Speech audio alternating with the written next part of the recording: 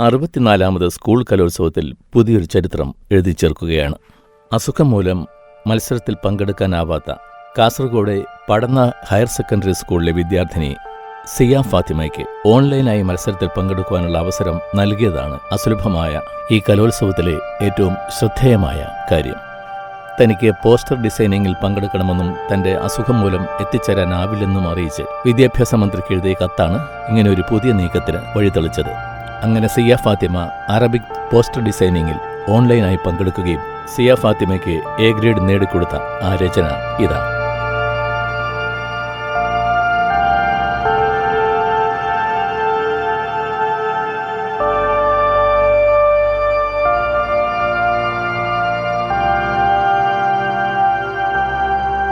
ഇതിനെല്ലാം നന്ദി പറഞ്ഞുകൊണ്ട് സിയ ഫാത്തിമയുടെ സ്കൂൾ കുട്ടികളെല്ലാവരും ചേർന്ന് നന്ദി എന്ന രൂപത്തിൽ അണിനിരുന്നത് ഏറെ കൗതുകകരമായ ഒരു കാഴ്ചയായിരുന്നു.